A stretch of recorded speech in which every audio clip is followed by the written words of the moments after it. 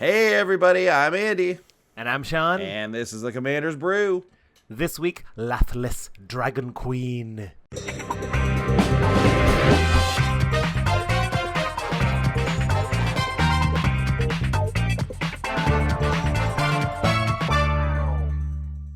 See that girl, watch those wings, she is the Dragon Queen. Ooh. La la la la la la la. Yeah, that's right. We're doing a Swedish dragon this time. Hey everyone, welcome to episode 154 of the Commander's Brew. Sean Boom. Tabaris, what's happening? Oh, not much, Andy Hall. Just enjoying this summer weather. Enjoying the summer weather. Same here. It's very hot in this room. For some reason, this room is like a bit of a greenhouse that I'm in, and it's just pure, like, sun comes in, heat stays in, no heat leaves ever. Yeah. Just, it's terrible. You've solved the secret to the energy crisis. Yeah, just everyone get in this room. This room will create enough heat for the globe. Yeah. There's a cat's butt behind me if you're watching on YouTube right now. Oh, it's a straight cat's butt. That's great. That's classic cat's butt. It's not the theme of this episode. This episode, We're looking at our first commander from the new core set, M19. Yes. And I bet you thought it would be an elder dragon. Well, you're wrong. It's, in fact, a dragon queen. Yas queen. Yas queen. We're back. Does Lathliss outrank the Elder Dragons? I think so. Because she's the queen? Yeah. Are they like a council of elders that advises the queen? Oh, that's a good call. That's very Game of Thronesy. Yeah, right? I mean, you think they are council? You think they ever talk to each other? Well, Chromium. No way Chromium talks to the other ones. Chromium's too busy being a human, getting drunk. That's what Chromium does, yeah. Chromium is the outcast of them. Yeah. Are you, aren't you an artifact? I'm not! Leave me alone! Turns into a human and cries. But, like, Palladia Moors is Nicol Bolas' sister. Oh. So, but maybe they're estranged and they don't talk. Maybe. The cat is going nuts.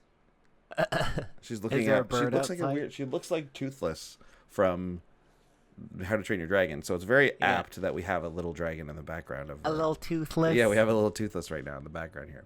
Aww. This is our first core set episode. Pre-release just happened. We didn't really get to play the pre-release because we have a show out right now. If anyone's in the Toronto area wants to come watch Sean and I do improv in the Toronto Fringe Festival, we got a 4-star review from our local paper there, and that's pretty good. That's pretty good. Just Google Moonstruck if you want to find the dates. It closes on Saturday. That's right. But if you're not from this region, you can still be How are you super gonna work fans. this in? How are you gonna work this in? How you gonna? I'm working on it. If you're not in the Greater Toronto area, there's still lots of stuff you can do to show your support if you want. Just listening is great. You're doing it right now. You're supporting right now. Wherever you're listening, maybe just point north, and then we'll feel you pointing at us. There you go. I can feel the points right now. Yeah. There's a couple points. If you want to go further than a point, you can join our Patreon, patreon.com. We'll send a sticker and a thank you card and maybe more rewards depending on the level to anyone who signs up. You get in on our Discord. Yeah. All that stuff, patreon.com. Not only that, we want to thank Ultimate Guard Sleeves and Boxes, best sleeves and boxes in the biz, and also the Wizards Tower, wizardtower.com. Let us hear an ad from them now. Hello, I'm a regular cavalry from M19. I mean, that's not the place I'm from, that's the year I'm from. M19. 19 what?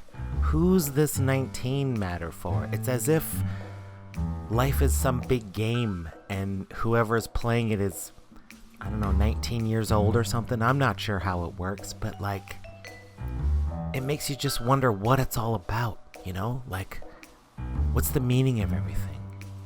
Where can I get Magic singles delivered for free anywhere in Canada if I spend $15 or more? Why, that would be Wizards Tower, wizardtower.com. And if I use coupon code Summer of Brews, I get an extra 5% off. That sounds good. And I know I'll get 3% kickback on my next order, but what does it mean? Why 19? Very confused. Yeah, okay. Yeah, I bet that is hard. Do you think that all of the people in this new set, do they get the reference? They probably think it's something else, you know? But do you think they know the phrase M19? Do they hear that phrase ever, and do they ever get confused by it? They think it's like a year, I bet, which is tied to our years, and for them, which must be so confusing, right? Because they have other even different years, probably. It's the only year they will ever know. Right, that's true. That's all they exist in, unless they get reprinted. Unless they get reprinted. And then they understand it slightly differently. Yeah, Phylactery Lich knows a couple of years. That's right, Phylactery Lich, he old. He know lots of other ones. Yeah. He around M13, M15 or whatever, too. Something like that, I don't know. Also, no one's ever used that card for anything. I put it in a deck, I think. Oh, really? I mean, it's good. It's a good rattlesnake. Like, if you attack me, you turn to stone. That's kind of fun. Oh wait, I'm thinking of a different one. Yeah, I think you are thinking of a different one because no, I was like, Phylactery Lich is not that good. No, Phylactery Lich no good. Yeah. So let's talk about this one we have in front of us here. So Lathliss, we're talking about Dragon Queens. I actually did mean to make this an Elder Dragon deck. Spoiler alert. I looked at some of the dragons. I was looking for inspiration. I actually did get inspired first by Lathliss, so this is why I ended up being the finished product being a Lathliss deck. But I wanted to spin it off into a little more of a straight tokens, dragon token. So let's just read Lathliss first so I can really get everything, let everyone know what's going on here. So Lathliss is mono red, 4 and 2 red for the legendary dragon. She's a 6/6 flying. Whenever another non-token dragon enters the battlefield under your control, create a 5/5 red dragon creature token with flying. And that's great. Yeah, and then Lathliss gives all of your dragons, fire breathing for 1 on a red. So, yeah, 1 on red dragons you control get +1/+0. So this is like a really cool card because obviously fits very well in any kind of dragon deck that can have her in there. We noted in the set review that she works well as a commander, obviously, because you can just stock it full of red dragons, which is kind of what we've done here. But what I originally wanted to do was really take advantage of tokens and make this a Palladium Moors deck, the new Palladium Moors, the Ruiner, is that what it's called? Yeah, Palladium Moors, the Ruiner. I wanted to make this a Naya deck with Palladium Moors at the helm, with Lathliss tucked in there, but it's still all about making dragon tokens. Like, still the whole point is making dragon tokens. And obviously Lathliss would be your first, the first creature you could ever go and tutor up. If you could do that, that's who you'd grab.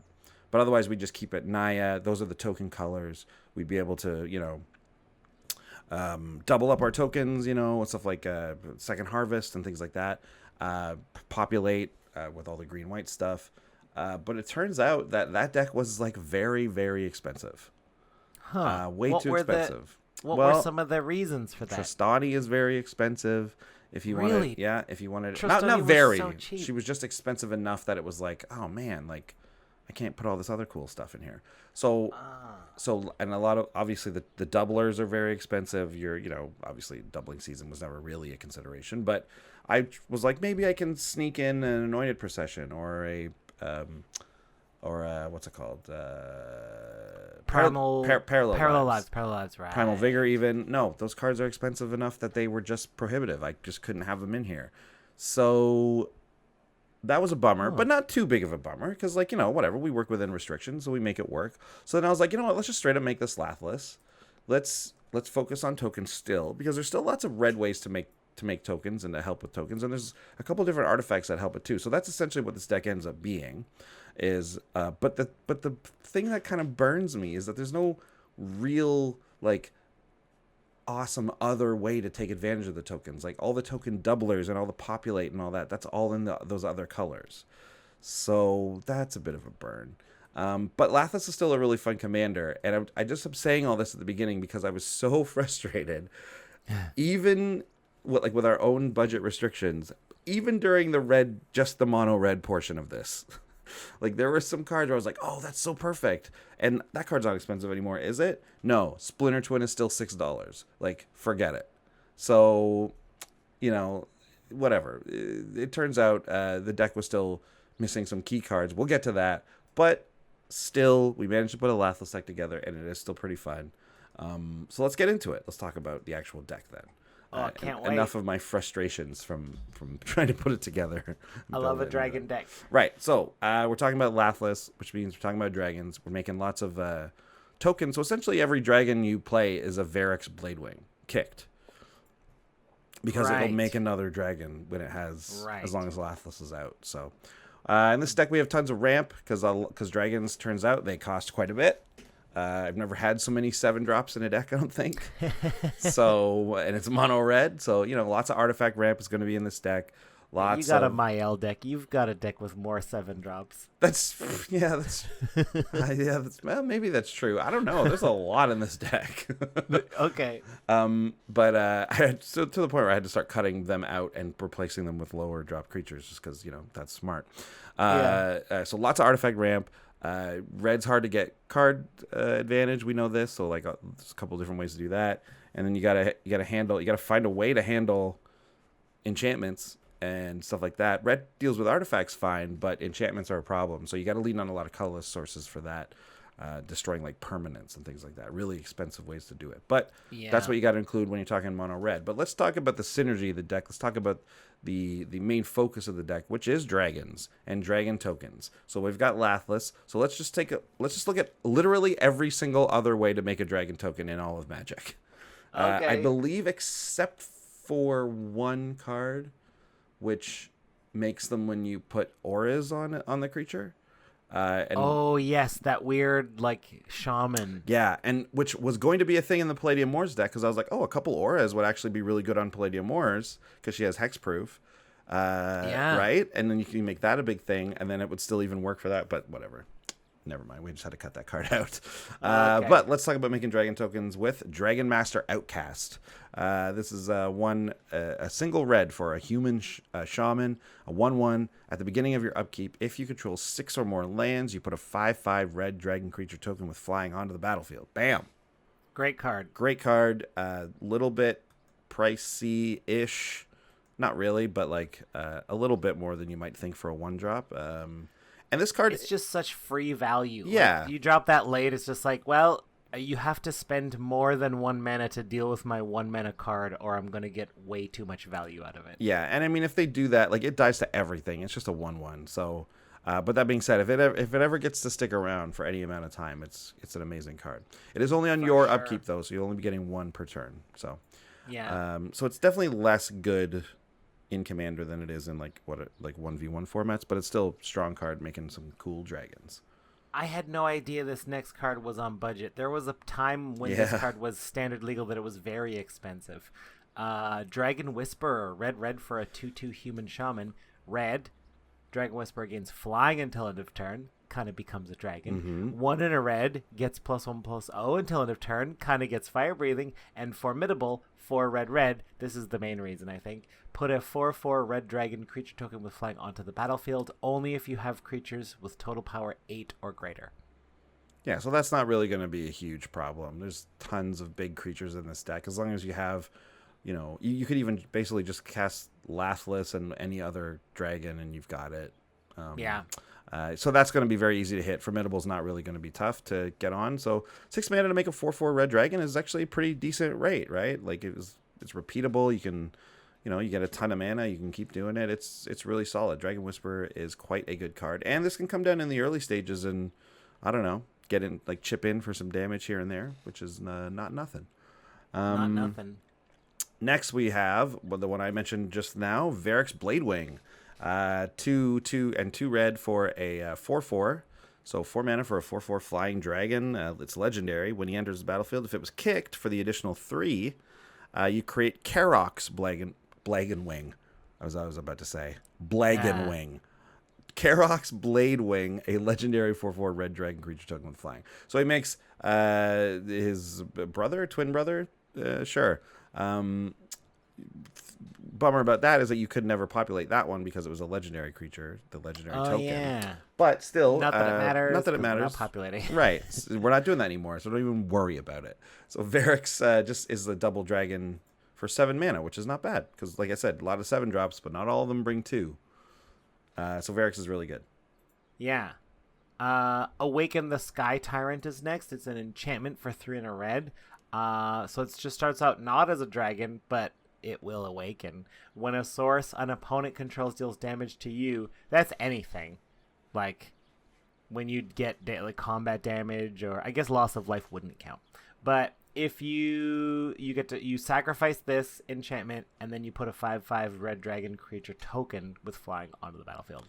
It's funny because like this is meant to be a deterrent, but this is not a deterrent, really. Like unless a person's like is at 5 life and has no flyers to block, like they're just gonna attack you and they're gonna give you the 5/5 token dragon.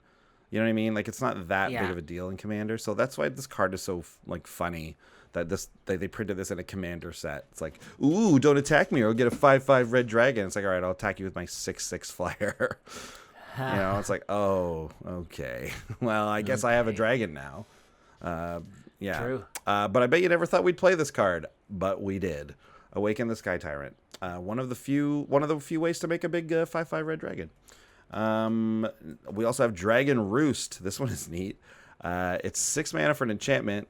You pay 7, so 5 and 2 red, and make a 5/5 red dragon creature token with flying.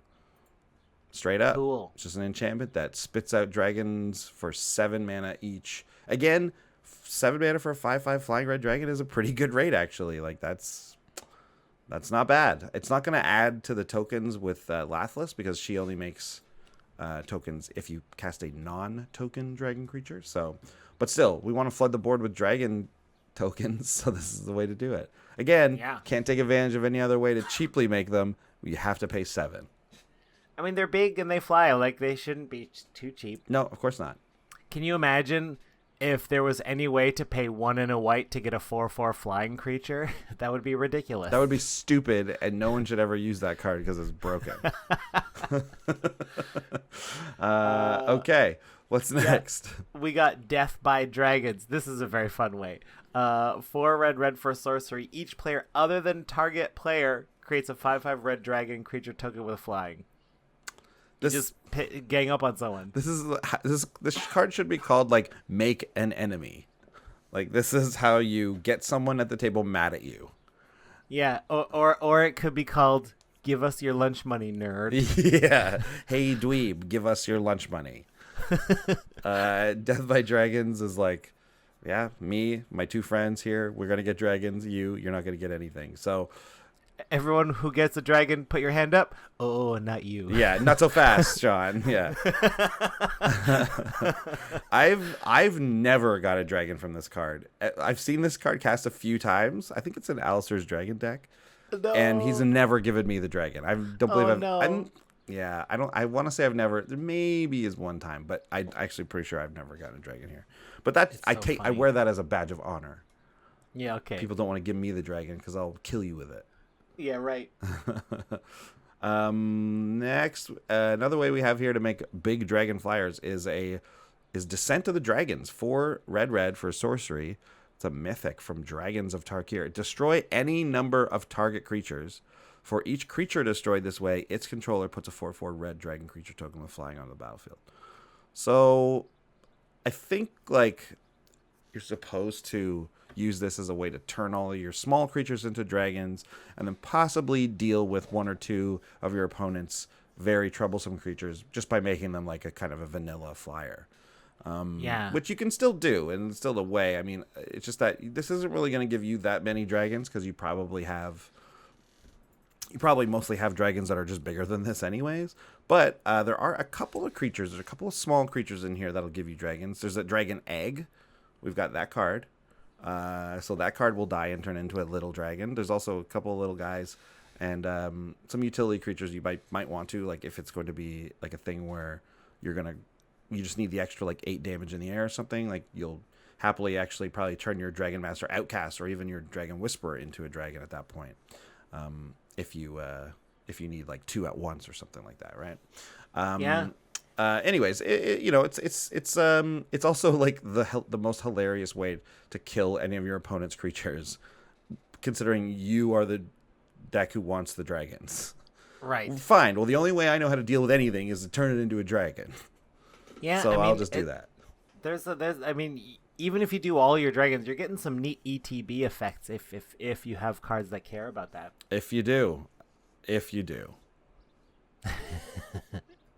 We didn't get any of those. That's fine. Yeah, so these are all of the ways to make.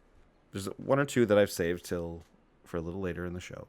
Okay. But these plus like I said, like Dragon Egg, and I think that one aura thing. I think of all of the ways to make dragon tokens in Magic the Gathering. Nice. In red, I don't think there's any ways to make them in black or blue. I also checked in green and white, and I don't think there's any other ways too. So I'm pretty sure this is everything. Wow. Yeah. Okay, so all of the dragon tokens. There we go. There they are. But I bet you're wondering, hey, I want even more ways to make dragon tokens. But though, Andy, those are all the ways. How can there be more ways? These are all the ways where it says dragon token. But there are other ways that do not say specifically dragon tokens, like, for example, Mimic Vat. Mimic Vat will make you a dragon token if one of your dragons is to die. So 3 mana for the artifact that you imprint a dragon, or a creature rather, a non-token creature. When it dies, you imprint it on Mimic Vat. And then you can pay 3 and tap it to put a token onto the battlefield that's a copy of the exiled card, so the imprinted card, and it gains haste, and you exile it at the beginning of the next end step. So this one will give you 1 dragon token per turn for 3 mana of whatever dragon died. So if it's something that comes in and does something good, like an ETB effect, like Sean was saying, Mimic Vat will take advantage of that nicely. It's a great card. I love it. Put it under the vat. Another sneaky way to make a dragon token is Felden of the Third Path. 1 red for a legendary human artificer. Sad, look at a face, man. It's a whole head he's holding. Yeah, I guess so. Creepy. Move on, man. Let go. 2/3, and then Felden has an activated ability. 2 and a red, tap. Create a token that is a copy of target creature card in your graveyard, except it's an artifact in addition to other types. It gains haste. Sacrifice it at the beginning of the next end step. So it makes artifact dragon tokens. Cool. So it's basically like a little Mimic Vat, except that it can pick any of the creatures in your graveyard. You don't need to exile anything. And that's the other great thing about Felden, is that it's not like you exile it from the graveyard and it becomes this thing. No, you just copy it. So you can, like, don't worry about, like, using up your graveyard with Felden. That's one of the things I actually really love about this card. Is that you can, like, just every turn you get one, but then it's not like it's gone. So it actually is very similar to Mimic Vat in that way. That's excellent. Here's another way to make a dragon token, Riptide Replicator. So it's X and 4 generic for an artifact. And it says, as Riptide Replicator enters the battlefield, choose a color and a creature type. Why not choose red dragons? I mean, you could choose blue dragons if you wanted. You could choose black dragons if you wanted.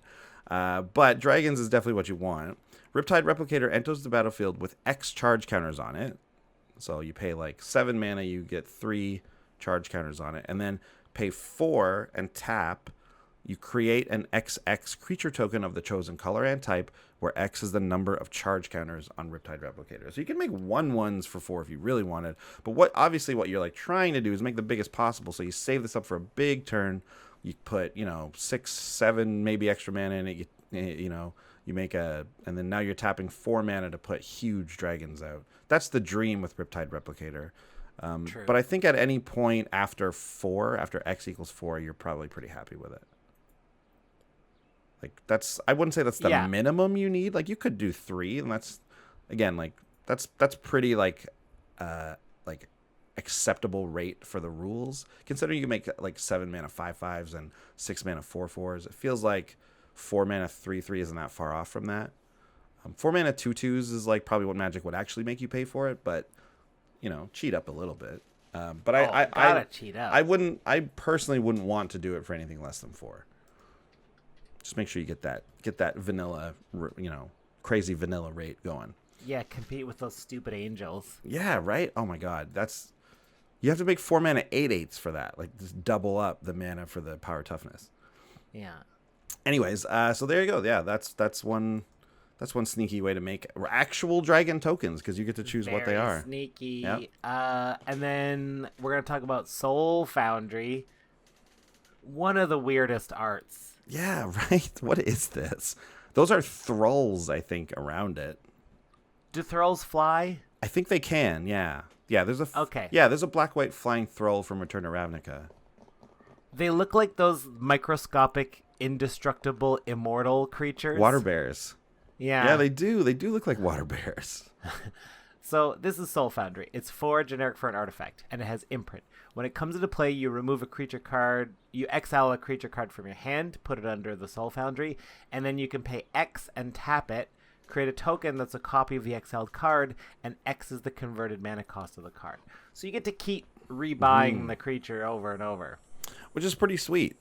So I'm always afraid of these kinds of cards, because I'm like, all right, I'll play Soul Foundry. I'll exile, like, I don't know. I want to say what's one of the dragons I like. Hellkite. Varric's Bladewing. Yeah, sure. That one's legendary, so it doesn't work quite as well. But like, let's say, I don't even think it's in this deck because it costs too much money, but Hellkite Tyrant or something. So it's like, okay, now I got to pay 6 to make one. Well, I want to make sure that I at least get 1 token from Soul Foundry before someone destroys it, right? Because this is a card that does generate a lot of hate just because it is such a value engine, right? Right. So, and it's a way to, like, basically get card advantage, right? But if you get blown out before you even get to make the token, it's very much a disadvantage, because you just had to exile that creature for no reason, and you lost your Soul Foundry. Now you got nothing. So, Yeah. like, ideally, you play this pretty late, I think. Play the Soul Foundry, keep the mana up that's able to make, obviously good if you can make a 4 or 5 drop, and then you don't have to wait till turn 10 to do it. But that just might not be in the cards for you. If you need to get creatures out now, like, yeah, maybe you just put it out there and hope, right? But so these cards are always very risky for me. I always find that they're like, I'm like so worried someone's gonna blow them up. But maybe you can politic it so that people aren't as threatened by it or whatever. So yeah, if there was a way for, because if you put like a 7 or 8 mana thing, you could probably sell them on the fact that it's just like, look, man, I was gonna cast this anyway for 8. I'm gonna spend my whole turn and do this. You think I'm gonna spend my whole turn? I can't afford to do that every game, every turn. You just being like, I can't afford this. Like, I can't. I shouldn't even be doing this. There's no. This is bad. This is bad for me. Like, I don't even know why I'm casting this. Look, at least wait. If you're gonna destroy it, at least wait until I get 1 guy out of it. Just let me, because I was gonna cast him anyways. You might as well let me have the 1 guy. You're gonna Wrath. You might as well Wrath then. Yeah, just Wrath then, right? Blow this up and then Wrath. Like, you're fine. Listen to this politicking. This is how we do it. Yeah. This is how we do it. Where it's like, oh, please, I'm hurting over here. I'm no good. I'm so bad. I'm so bad. I cast this terrible card. Look at me. Yeah, so Soul Foundry is a bit of a risky play, but if you can get it going and no one, and people can't blow it up, it's gonna get out of control for you. So hopefully that works. Ooh, cool. Well, since that is the focus of the deck, I really did want to really run through just about every single way to make the dragon tokens so that we can understand how many there are, and there are a lot, and it actually can really be the crux of a deck, which it is for this deck. But that doesn't mean that there aren't a few more neat moves. I love this new category. Neat moves, not neat moves. What's that? Neat moves. Yeah. Which song is that? Neat moves. Neat moves. I sure remember the neat moves. It's funny how you remember. Sean, don't you know this song? Here's a technical tip on working on our neat moves. Oh, I know that one. Yes. Yeah. Okay. Well, what? Yeah, Sean can't hear the music I play. that you guys can hear. So Yeah. it's a bit. No. It's always a bit of a crapshoot as to whether or not Sean can figure out what I'm doing. Yeah. Okay, so neat moves time. Well, guess what? The first neat move is just another way to make a dragon token. Flame Shadow Conjuring. 3 in a red for an enchantment that says whenever a non-token creature enters the battlefield under your control, you may pay red, a single red. If you do put a token onto the battlefield that's a copy of that creature, that token gains haste. Exile at the beginning of the next end step. We got a lot of these abilities, a lot of ways to do this, and it's kind of based around the idea that if we get to the point where we can get a little bit set up, whether it's with one of the early like Dragon Master Outcasts or something like that, so ways to make a few tokens, then you get Lathliss, and now just play dragons from your hand. You'll get ways to make more of them, like Flame Shadow Conjuring, like Mimic Vat or Felden, and we've got a couple haste enablers in here too. So like it's kind of like this rush of huge dragons. Like that's kind of what you want. So. And you don't need to spend like so much early time setting up. Like this costs 4. The Outcast and the Whisperer cost 1 and 2. Like this, if you get a good draw, obviously it's, you're not gonna go 1, 2, 3, 4 every time, obviously. But if you can spend some time getting that kind of stuff set up, getting some ramp. Like I said, we got a lot of artifact ramp in this deck. You can really set yourself up for a big, huge dragon attack turn, where it just kind of comes out of nowhere. You'll probably look pretty innocuous up to that point, and then all of a sudden you might have 3 or 4 dragons out of nowhere, and you're attacking with them because they have haste. Look at this Soul Foundry. Yeah, Flame Shadow Conjuring is a really useful card in the deck for sure. Underrated. Is it underrated or is it I think appropriately it kind of rated? is underrated. I mean, I don't know, but like. I don't see it ever in decks, and I remember when this card came out, I was very excited about it. I mean, you lose it at the end step, but like you get all the ETB, you get a free attack. I guess if you have big attacking creatures, this goes way up. Yeah, they can attack right away, and it's really cool. I like it. Here's another neat move. Minion Reflector. 5 generic for an artifact. Whenever a non-token creature comes into play under your control, you may pay 2. If you do, put a token and at the end sacrifice it. Same thing, but for generic mana. That's right. So this is an artifact as opposed to the enchantment, so we don't have to worry about the mana color here, although that's not a problem in this mono red deck. But yeah, Minion Reflector is basically just Flame Shadow Conjuring for 1 more for the cost and 1 more for the activation. If one's good, the other is probably decent as well. So why not include both of them in here, right? Yeah. Now, for some actual neat moves, I just thought it would be funny that the first 2 neat moves are just other ways to make tokens. Because, again, we're looking at every single way to make a dragon token in mono red that we can afford. That we can afford. But some other actual neat moves that you might want to throw into a mono red deck with large creatures like this is, first of all, I mean, this is Sean's pet card, so why don't you read this one, actually? Sunbird's Invocation. Sunbird's Invocation, 5 and a red for an enchantment. Whenever you cast a spell from your hand, reveal the top X from your library, where X is the CMC. And you can cast a card with converted mana cost X or less without paying for it. Put the rest on the bottom in a random order. You get to double spell. And the beauty is it just scales so perfectly, because if you cast a 1 mana spell, you're not going to hit a 1-drop in 1 card. But if you cast a 7 mana spell, you're probably going to hit an X 7-drop in the next 7 cards. Yeah, exactly. This is gonna Sunbird's Invocation is definitely one of the ways we can all of a sudden have a bunch of dragons that how and you cast this too. Now I actually forget, is Lathliss a cast or an ETB? It's just ETB. So if Lathliss is out and you Sunbird's Invocation 1 dragon into another, that's 4 dragons you got that turn. And that's not crazy, right? This is an enchantment. You cast 1 dragon the next turn, and if you have your commander out already, your commander that you always have access to, that's so the ingredients of this are your commander, this card, and any of the creatures in your deck, essentially. Yeah. Pretty good. Put in oven, bake for 300 degrees, flip it over 300 degrees. However long that is, it's like George Lucas and parsecs.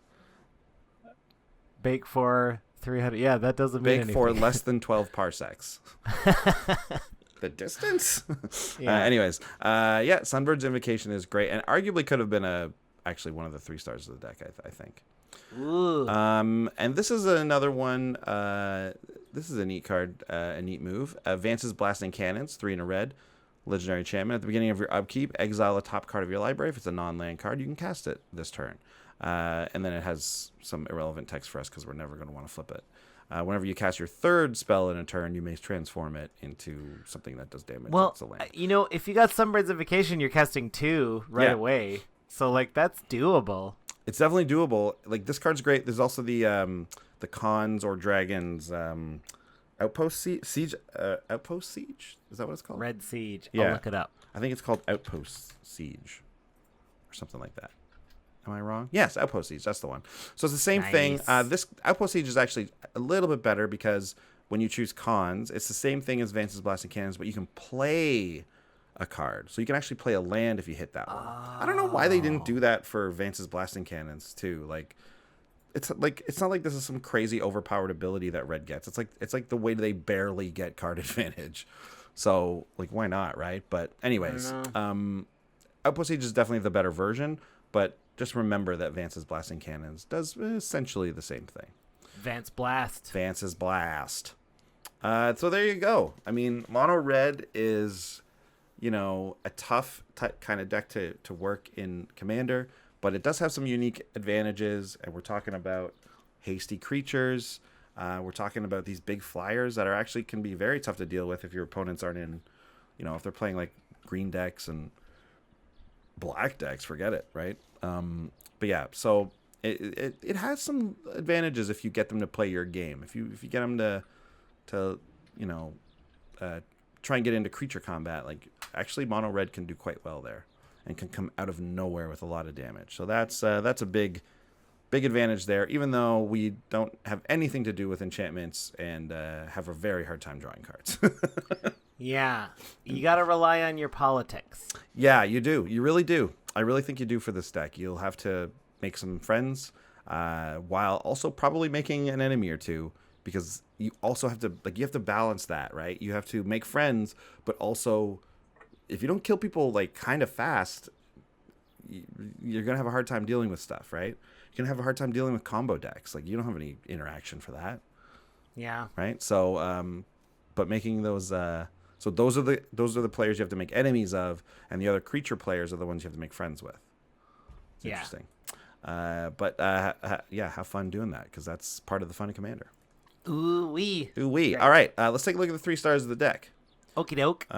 These are the ones that work the best in here with the specific synergies that we've built into this Lathliss Dragon Queen deck.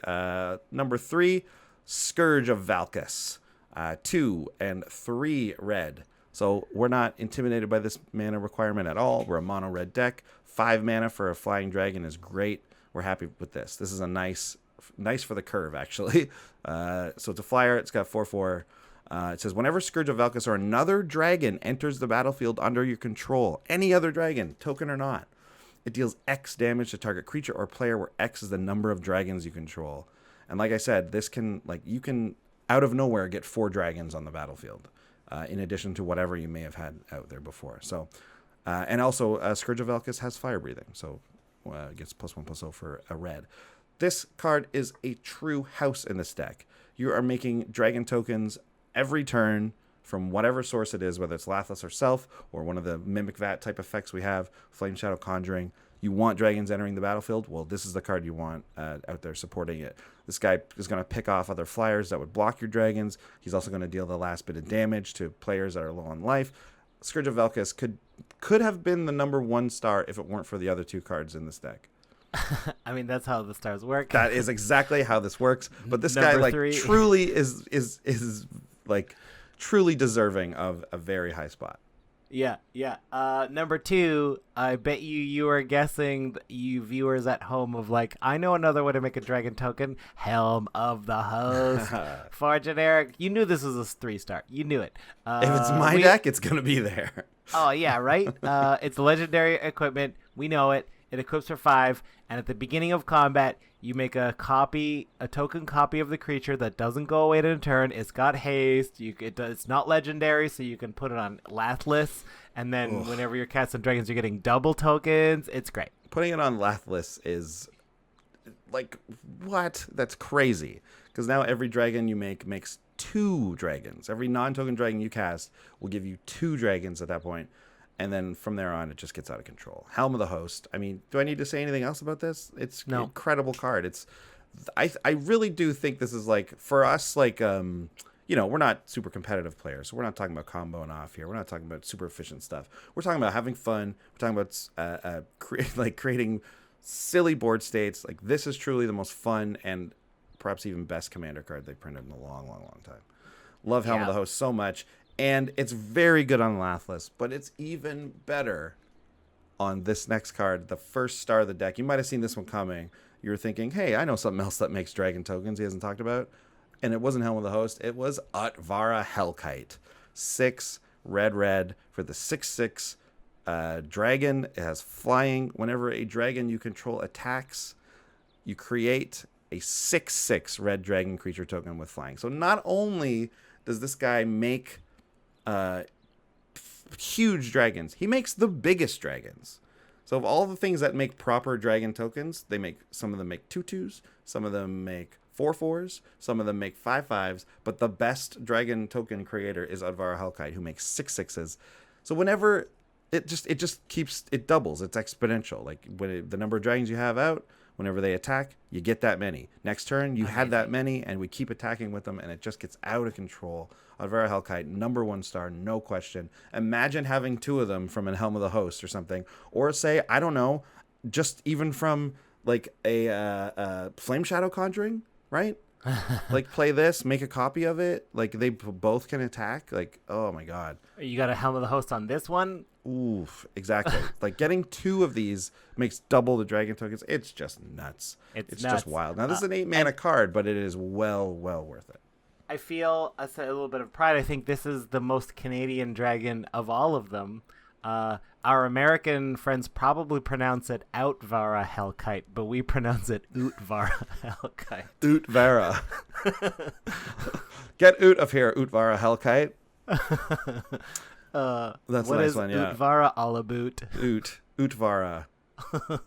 I actually do say Utvara. I heard you say it, and I was like, my joke's not going to be as good. I'm gonna wait a little while until people have forgotten how I actually pronounced it. But at least Utvara Hellkite is on a roof in the picture. Oh, man. A roof? Yeah. A roof? Yeah, no. He's on a roof. Great. There you go. There's the 3 stars of the deck. So, despite the... Oh, yeah, okay. Well, I guess if there are any surprises and discoveries for the deck... I wrote here that after 153 episodes of this, I can still get very frustrated by our own budget restrictions.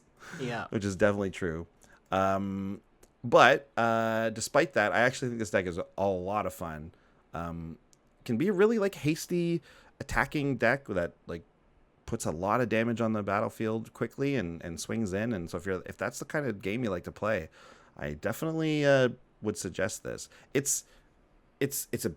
I think this is more of what the good Dr. Garfield intended when he made dragons in Magic. I really do.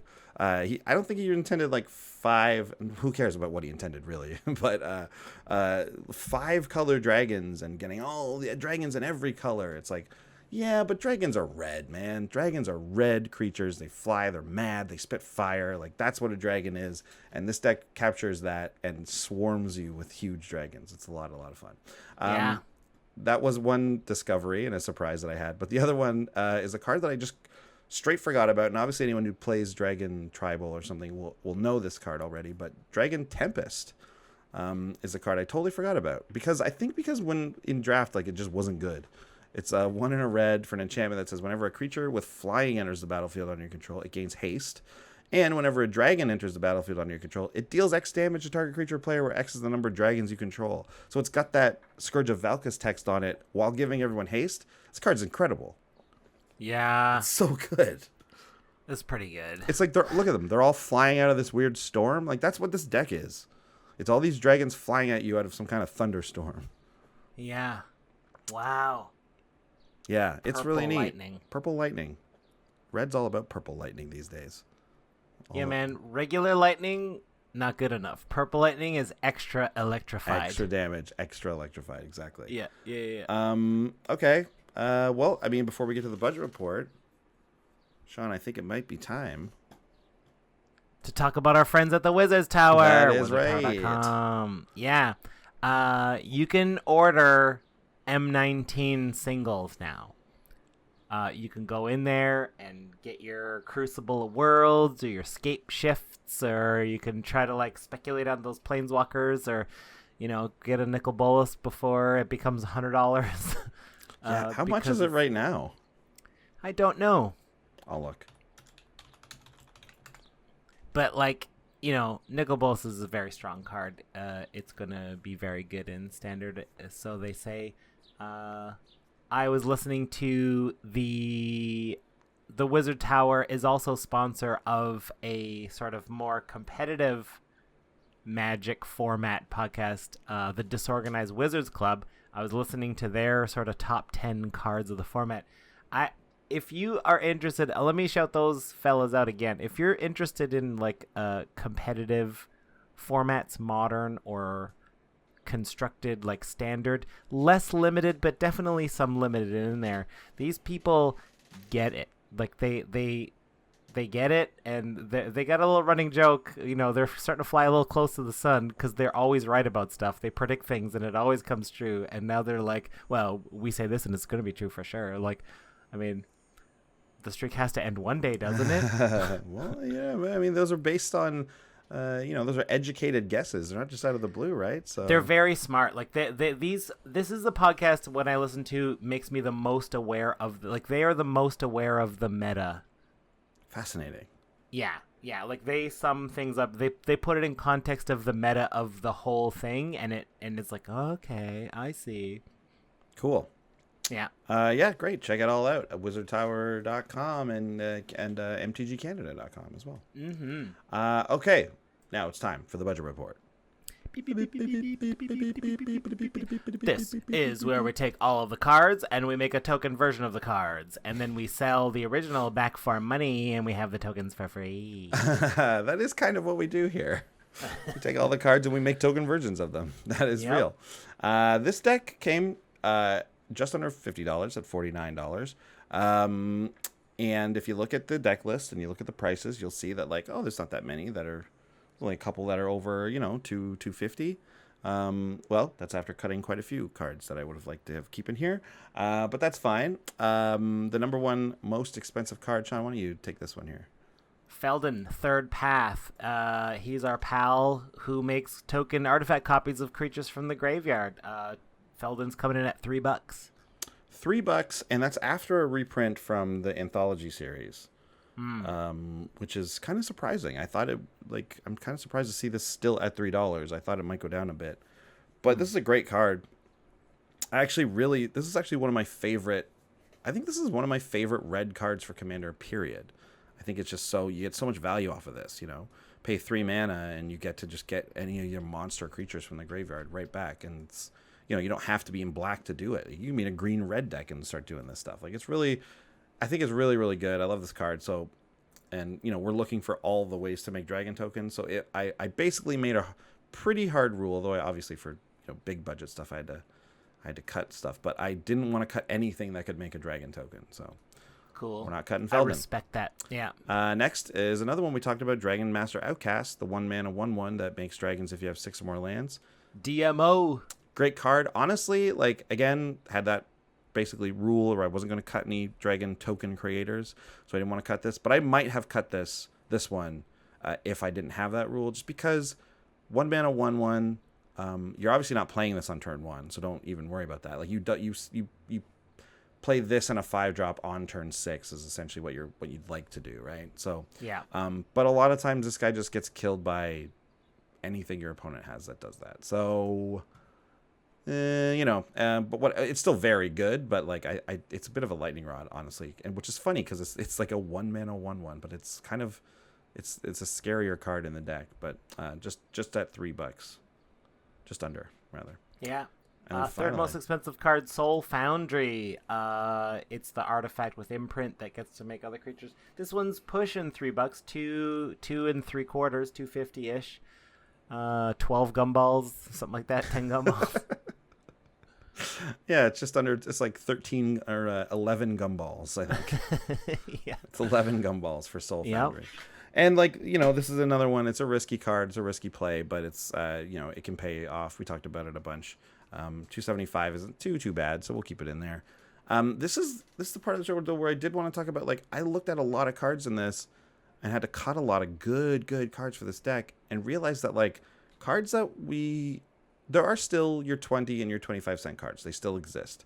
However, a lot of the old ones that were 20, 25, 30, 35 cents back in, even just a year ago, maybe, those cards are up to like 50, 75 cents now. Cards that were that price earlier are now around $1. So, like, it becomes harder and harder to build these decks with, like, stuff like, I mean, this is probably a bad example because I think it's like 20 cents, but like Mind Stone is a card I always think is forever under 25 cents, essentially, right?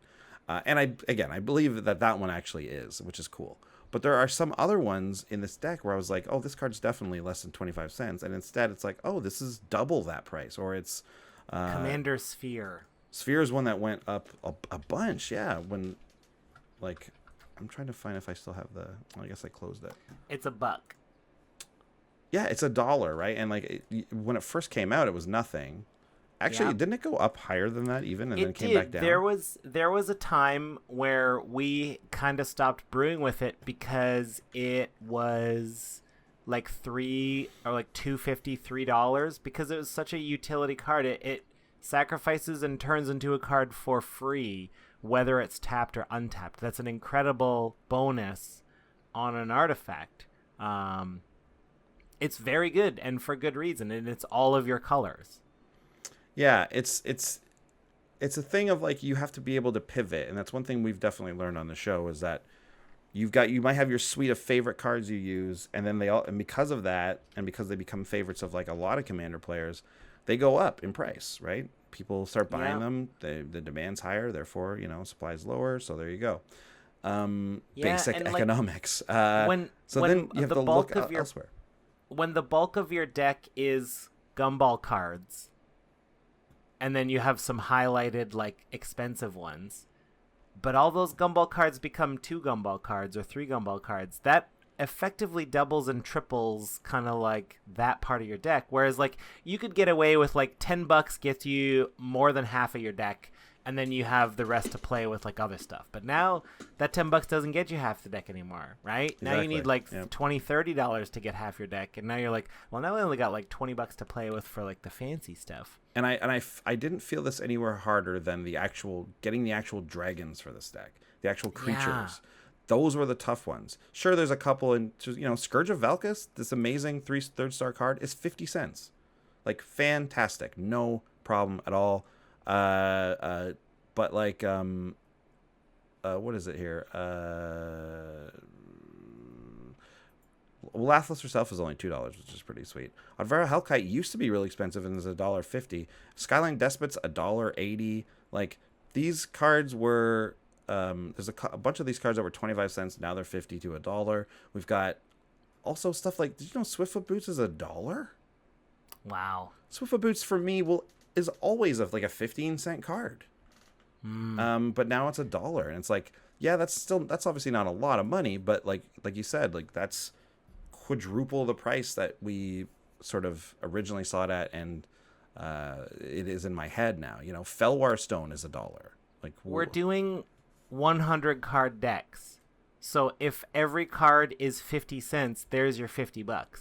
Yeah. So we need cards to be under 50 cents so that we can afford to put in a $3 card. It's more like $1, right? Because we're building 60. We're building with That's 60 true. cards, and especially like we're bad for it, but we basically ignore lands. Like, we put in as many basics and as many 10-cent lands as we can.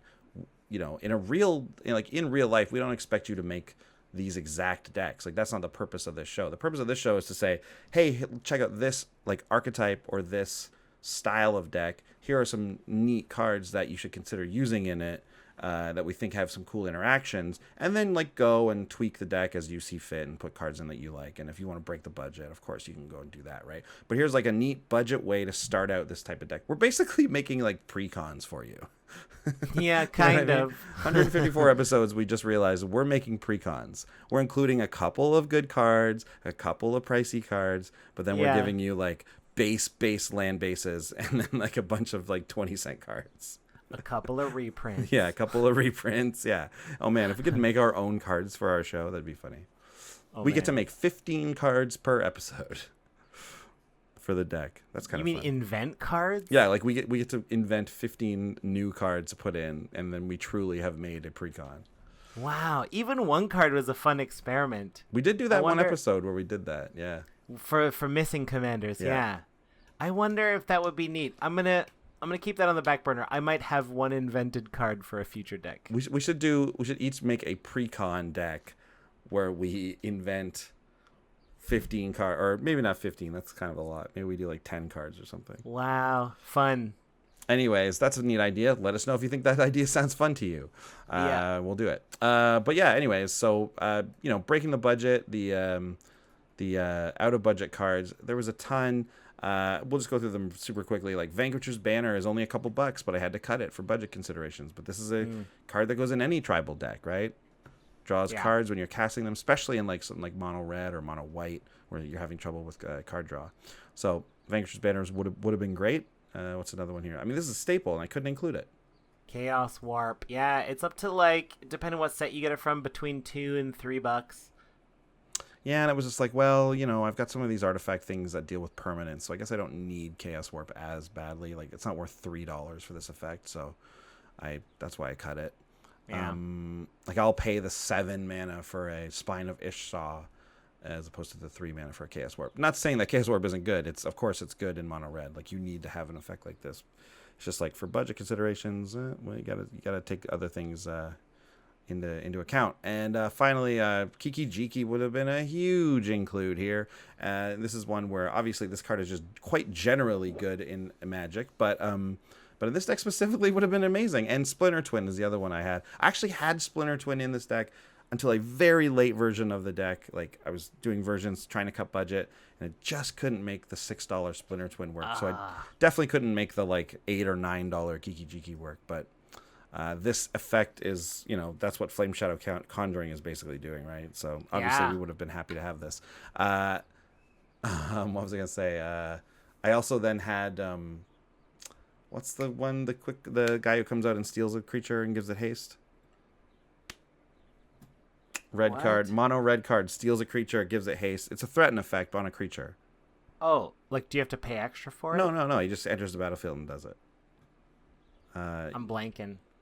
Oh man, I literally had it in the deck. Everyone scream at your podcast app. It's not like Zealous Conscripts. That's it. That's the one. Thank you. Okay. That's exactly it. Zealous Conscripts. Had him in there because, like, hey, if you had Splinter Twin and Zealous Conscripts, you win the game. Oops, I won the game. Yeah. But yeah, obviously we cut those sorts of things, which was a bummer, but it would have been really great. And that's not, of course, not even considering all the Naya cards that I cut when I actually did start building the Naya version of this deck out first. Boo-hoo. Well, boo-hoo. I guess, so I wonder... Yeah, I mean, this is a discussion for later. We'll talk about, like, seeing how to, like, move forward. Because, in another 150 episodes, maybe $50 is truly unreasonable in the future. I'm still not there. I did think about it. I was like, oh, man, should we up the budget for the show? And I still think it's no, but I definitely did consider it. Well, I know there are listeners out there who sometimes ask us to increase the budget. I know that there are listeners who definitely want to hear us brew with some more money, and I know that there are people who are for this decision. The main reason we haven't yet is because of creativity. We don't want to up the budget by $25 and then therefore just include Cyclonic Rift and a couple things. So that $25 gets eaten up by $25 worth of 4 cards that are obvious staples that no one is going to no one's going to learn anything about that. Yeah. We like that we have to stay creative, and it helps us find secret cards and like underrated cards people forgot about. That's the reason to keep it budget. Yeah, and this is the reason I made such a big deal about it for this episode is because this is, I think, the first episode, or certainly the first episode of this like magnitude where I found that the creativity was being stifled by the budget. Right? Like, it's the opposite. This one was the first one, I think, where it was like, oh, I want to include all this and make this really fun, like, neat deck and have all these different things. And it's like, oh, I can't because of the budget. So I was like, that's not what we intended. So, we'll see. I think it might be worth, and I'm definitely springing this on you right now, but it might be worth for those types of instances where it's like, I want to do this type of deck, like this cool, like interesting creative angle on a deck. I want to make it. You tried. I couldn't fit it into the budget. So then it's like, okay, well, this can be a breaking budget episode or something like, or I see no problem with that. As long as it's not, like you said, like it's not, oh, I want to fit in Cyclonic Rift and doubling season. It's like, no, that's not the point. That's not the point of it. But if there is a deck where you truly want to put this together because it's so fun and so silly and like, or whatever, it's so good that you want to make it and you can't because of the budget, maybe it's worth a new like series on that. Maybe it's worth a new batch of episodes that just do that. And maybe we could just take it episode by episode. Like so this would have been a surprise one. It would have just happened to have been one where it was. Yeah. And I suppose as a deck brewer, I will only do so for like fun cards. I won't just cram in Cyclonic Rift and Tutors. Yes, exactly. Yeah. Demonic Tutor, Cyclonic Rift. Like, you've changed, man. Or we lose all the people listening to the show. Like, you used to be about the music. Anyways, so there you go. That's the whole. That's the deck. That's the ins and outs of it. Check it out on Tapped Out in the link here in the show notes. Yeah. And we'll get a Brews News going right after this. But thank you guys for listening to the show. Bye. Bye.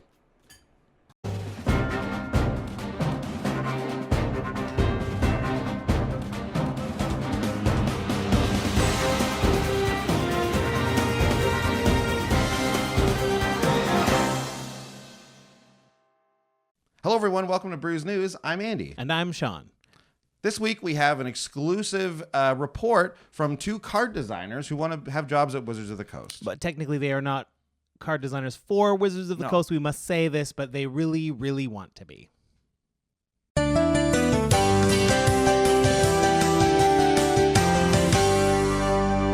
Thank you, Sean and Andy. This is some of our pitches to you, Wizards of the Coast, for possible partners that you missed out on because you won't give us a job. You won't give us a job. We got into that great designer search, and guess what? Yeah, we didn't know it was supposed to be a green-black flying thing. We thought it was blue-white all the way. But guess what? That doesn't mean we're not ready for this job. We are ready for this job, and we've got some examples using the Partners With mechanic. How about this card idea? Skipping Leg Day. Partners with Tiny Hoof Behemoth. How about this one? Place I'm going to store my extra clouds. Partners with Fog Bank. You can go back and make it partner with old cards. Right. Okay, this one's how about this? Endless Murder Trial. Partners with Eternal Witness. Right? Right? Huh? The other name I have for the ice cream man, partners with Sower of Temptation. I get it. He's brutal. Okay, how about this? A hockey player bus. Partners with Concentrated Stinks. Concentrated Stinks. Yeah, they're all in a bus. I feel it. What my basement was throughout elementary school. Sega Genesis Chamber. Okay. This one's a bit of a stretch, I think. They're not. This is a brainstorm. They're not all great. So, you know what? We're blue sky in here. We're blue sky. We're brainstorming it. Cinco de Mayo partners with May the 5th. May the 5th. Of 5th. Oh, I thought you were going maize like the other word for corn. Oh no. Okay. Popular corn of the corn number 5. Change it. Corn number 5. Mambo corn number 5. Mambo corn number 5. Maze of Ith. Fifth. Figure that out. This one I think is going to be a great t-shirt opportunity. Yeah. Okay, so it goes like this. Me without my morning coffee partners with Beast Within. Oh, brother. I did a beast within too. Honestly. My beast within partners with jealousy. Oh, a true Beast Within. Right? Okay, what I could use a healthy dose of after my third spell in a row has been countered. I don't know. Pacifism. Oh, yes. I need to just relax after those. Oh, it's frustrating. I tilt. How about this? It's melted, bud. Partners with caged sun. Wait, That cage is going to melt, bud. it's melted, bud. The cage is melted, bud. Guess what? A sun's very hot and it'll melt anything. You going to put a cage around a sun? Not possible. You simply don't. Me taking my mom to my boxing class equals sparring mummy. Yep, that's a good one. My mom's quick in there. Yeah. She's bobbing and weaving. Yeah, how many more do you have? I got one more. Okay, so how about Ether Sphere Harvester partners with Ether Sphere Wheat? Simple. When you think right in about front of it, you. how Right did in they front of not you. print that? How did you miss that one? Should be a card. How about this? Okay, I forgot to pack my sandwiches for this vacation. Partners with Doomed Traveler. If I don't have my sandwiches, you better look out. Oh, man. Not going to be a good trip for me. Anyway, you know where to reach us. P.O. Box 64129, Pueblo, Pueblo, Colorado. If you want to find out how to contact us and get more great card ideas because you're missing out, wizards. Anyways, I'm Derek, and this is Shane. And this has been New Cards. Man, we should have done that part at the beginning.